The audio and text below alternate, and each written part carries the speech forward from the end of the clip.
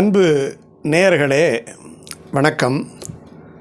ஒரு அருமையான செய்தியை உங்களிடம் பகிர்ந்து கொள்வதற்காகத்தான் இந்த பதிவு. பிரச்சனை இல்லாத ஒரு மனிதர்களோ இல்லை இந்த உலகமோ இருக்குமா அப்படின்ட்டா இருக்காது. நீங்கள் பேப்பரை திறந்து பார்த்தீங்கன்னா பிரச்சனை தான். பல்வேறு விதமான பிரச்சனை. ஒரு நாட்டுக்கும் பிரச்சனை, ஒரு ஊருக்கும் இன்னொரு ஊருக்கும் பிரச்சனை, ஏன் ஒரு குடும்பத்துக்குள்ளேயே பிரச்சனை, இன்னும் சொல்லப்போனால் அவங்களுக்குள்ளேயே பிரச்சனை. ஒரு தனி மனித பிரச்சனையிலிருந்து ஒரு பெரிய இன்டர்நேஷ்னல் அப்படின்ட்டு சொல்லக்கூடிய அகில உலக பிரச்சனைகள் வரைக்கும் இன்றைக்கி நம்ம பார்க்குறோம். இப்போது இந்த பிரச்சனைகளையெல்லாம் நீங்கள் ரொம்ப ஊடுருவி பார்த்தீங்கன்னா இந்த பிரச்சனையினுடைய மூல காரணம் என்ன அப்படிங்கிறத நீங்கள் ஒரு தரம் யோசனை பண்ணி பார்த்தீங்கன்னா ரொம்ப நுட்பமாக அலசி ஆராய்ந்தால் நமக்கு என்ன கிடைக்குமென்னா பேச்சு. இந்த பேச்சு தான் காரணமாக இருக்கும். நீங்கள் எப்படி வேணாலும் எடுத்துக்கோங்க. நீங்கள் அரசியலுக்குள்ளே போங்க, நீங்கள் ஆன்மீகத்துக்குள்ளே போங்க, ஏன் தனி மனித குடும்பத்தில் போங்க, இந்த பேச்சு இருக்குது இல்லையா, இந்த பேச்சு தாங்க எல்லா பிரச்சனைகளுக்கும் காரணமாக இருக்கும். ஒன்று தவறாக பேசிடுவாங்க, இல்லாட்டி போனால் அவங்க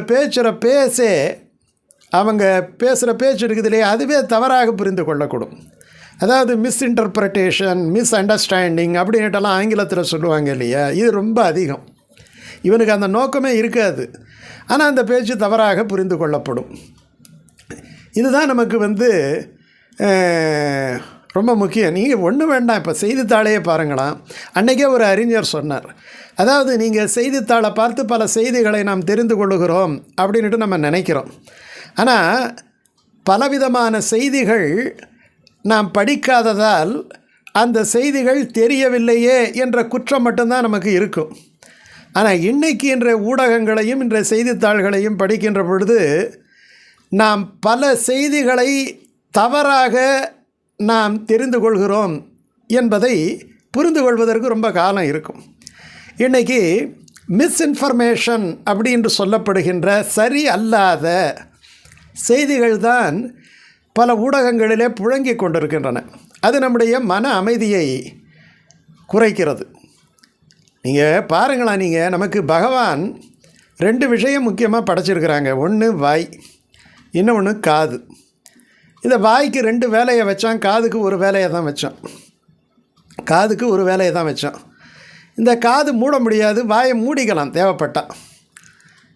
இந்த காது எதுக்காக வச்சான்னா ஒரு நல்ல விஷயத்தை கேட்க வேண்டும், ஒன்றே கேள் நன்றே கேள் அப்படி என்பதற்காக காதுக்கு ஒரு வேலையை மட்டும்தான் வச்சான். ஆனால் வாய்க்கு 2 வேலையை வச்சான். ஒன்று, நல்ல உணவை சாப்பிடுவதற்காகவும் இந்த வாயை நம்ம பயன்படுத்துகிறோம், நல்ல பேச்சு பேசுகிறதுக்காகவும் இந்த வாயை பயன்படுத்துகிறோம். இப்போ நல்ல உணவை சாப்பிடாமல் போய்விட்டால், தப்பான உணவை சாப்பிட்டுட்டோம்னா, நல்ல உணவை சாப்பிடாமல் போகிறது கூட ஒரு குற்றம் இல்லை அப்படின்னு வச்சுக்கிட்டால் கூட, தேவையில்லாத உணவை சாப்பிட்றோன்னு வச்சுக்கிங்க, அது சாப்பிடாமல் இருந்த குற்றத்தை விட தவறான உணவை சாப்பிட்டது பெருங்குற்றமாகிவிடும் இல்லையா. நம்ம பார்க்குறோம், டாக்டரே என்ன சாப்பிட்டீங்கன்னு தான் கேட்குறார். போன உடனே நமக்கு இன்றைக்கி என்ன சாப்பிட்டீங்க அப்படின்னு தான் கேட்குறார். ஏன்னா தவறான உணவு என்பது நமக்கு அசௌகரியத்தையும் உடல் நோயையும் கொடுக்கும் இல்லையா. அப்போது நல்ல உணவை சாப்பிட வேண்டும். இன்னொன்று, இந்த பேச்சு இருக்குது, இந்த வாய்க்கு இன்னொரு வேலை இருக்குது இல்லையா.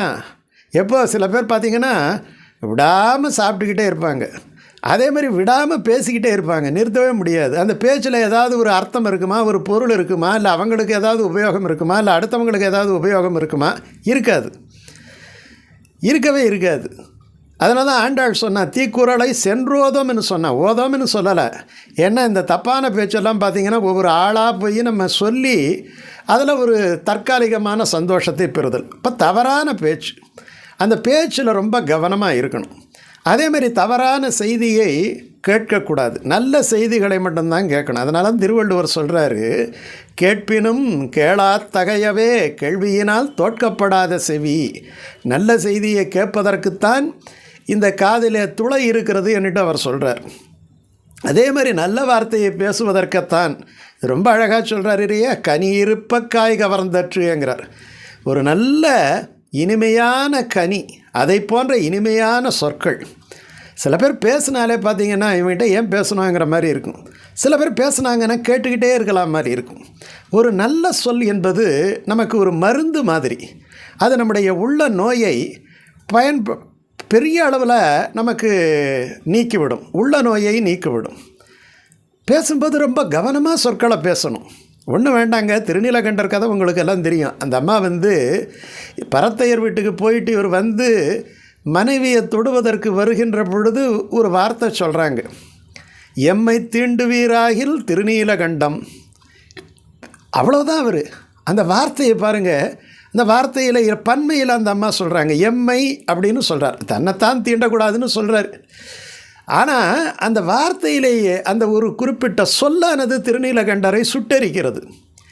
எம்மை என்று பன்மையிலே சொன்னதால் இனி எந்த மாதரையும் நான் தொடமாட்டேன் அப்படின்ட்டு ரொம்ப வைராக்கியத்தோடு இருக்கிறார். அப்போ அந்த சொல்லுக்கு அத்தனை அர்த்தம் இருக்குது. ராமாயணத்தில் சொல்லானது எவ்வளவு வீரியம் மிக்கது, அது ஒரு நாட்டையே சுட்டுவிடும். கண்ணகி கோவலன் கதையில் என்னங்க நடக்குது?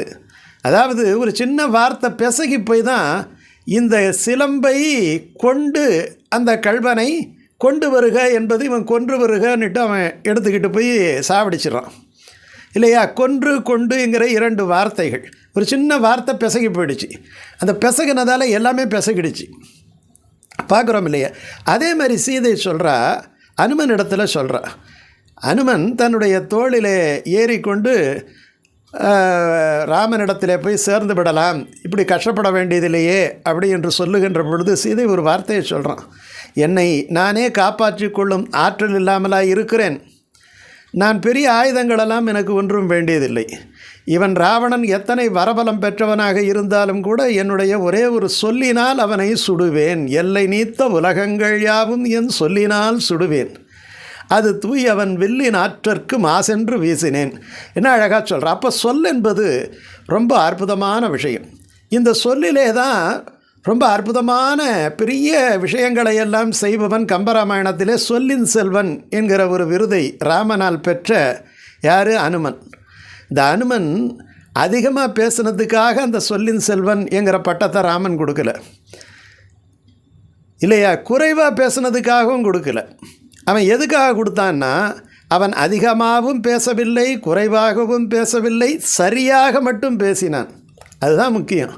அப்போ சரியாக துல்லியமாக, வார்த்தைகளில் குழப்பமில்லை, நெஞ்சிலே குழப்பமில்லை, 3 அதாவது மனம் மொழி அப்படின்னு சொல்கிறோம் இல்லையா, மெய், இது 3ம் ஒன்றாக. சில பேருக்கு இந்த உடம்பெல்லாம் ஒரு மாதிரியான உடல் மொழி இருக்கும், மனசு பார்த்திங்கன்னா எல்லாம் இருட்டாக கிடக்கும். ஆனால் வார்த்தையில் பார்த்திங்கன்னா வளமான வார்த்தைகளை எதுகையும் மோனையிலும் அடுக்குவார்கள்.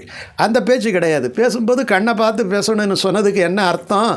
மனசில் என்ன மறைஞ்சி கிடந்தாலும் இந்த கண்ணானது உண்மையை வெளிப்படுத்திவிடும் அப்படிங்கிறதுக்காக தான் கண்ணை பார்த்து பேசு. அந்த கண்ணை பார்த்து பேசுனா என்ன பேசுகிறான், உள்ளத்துலேருந்து பேசுகிறானா உதட்டிலேருந்து பேசுகிறானா அப்படிங்கிறது தெரிந்துவிடும். இதெல்லாம் விட என்ன தெரியுமா, நல்லா பேச தெரியணும். எல்லாம் மாட்டிக்கிறது பேச்சினால தான். எல்லா உலகத்தில் இருக்கக்கூடிய எந்த தலைவர்களை வேண்டுமானாலும் எடுத்துக்கொள்ளுங்கள், குடும்பத்தில் எடுத்துக்கொள்ளுங்கள், என்றைக்கே பேசின பேச்சு, அந்த பேச்சு ஆறவே ஆறாது. ஏன் ஒரு 40 வருஷம் கழிச்சு அந்த காலத்தில் என்ன கேள்வி கேட்டால் தெரியுமா அப்படின்னு சொல்லுவாங்க. அதே மாதிரி தான் அரசியல் சிக்கல்களுக்கும் எல்லாம் காரணம். எல்லா சிக்கல்களுக்குமே பேச்சு தான் காரணம். ஒன்று பேச தெரிஞ்சால் பேசணும். அதுக்காக தான் வள்ளுவர் சொல்கிறாரு, பேசுகிறத விட பேசாமல் இருக்கிறது கூட சில விஷயங்களில் நல்லது தான். நன்றாக பேச தெரிந்தால் பேச வேண்டும், இல்லாவிட்டால் அவர்கள் பேசாமல் இருக்க வேண்டும். அவையறிந்து பேச வேண்டும், பொருளறிந்து பேச வேண்டும், இனிமையாக பேச வேண்டும், பிறர் ஏற்றுக்கொள்ளும்படியாக பேச வேண்டும், நல்லதையே பேச வேண்டும், நாணயமானதையே பேச. இதெல்லாம் பேச்சினுடைய ஒரு இலக்கணங்கள்.